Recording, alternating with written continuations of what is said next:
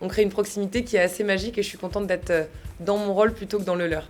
Voilà, je suis bien là, au chaud.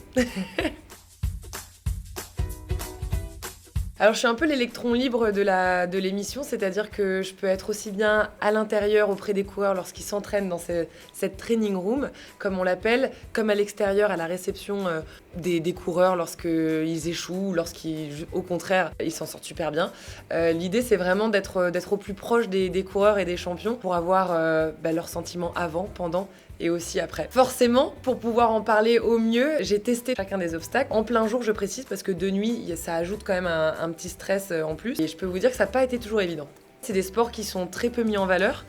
Et de les mettre en lumière à travers une émission qui valorise à la fois les bienfaits du sport et puis les mentales de sportifs et de sportives, je trouve ça assez valorisant et je suis très contente de pouvoir mettre l'ensemble de ces coureurs et champions en lumière parce qu'ils le méritent et ils s'entraînent tous les jours pour, mais malheureusement ils ne sont pas souvent sous le feu des projecteurs. Les coureurs et les champions qui y participent sont des gens que j'ai beaucoup croisés dans les compétitions sportives auxquelles je participe personnellement. J'aurais pu y participer, c'est vrai que c'est le genre de défi et de challenge que j'aime bien me lancer, mais je suis contente d'être auprès d'eux parce que c'est comme si je comprenais aussi un petit peu leur stress, la pression qu'ils peuvent se mettre parce que parfois ils se battent pour des associations, la famille est là. Je leur dis de prendre du plaisir avant tout parce que déjà se retrouver dans le Stade de France, c'est plutôt inédit. Alors à l'extérieur du Stade de France et en plus d'être filmé de nuit avec des obstacles fluorescents plus extrêmes les uns que les autres, c'est juste magique et c'est une fois dans sa vie.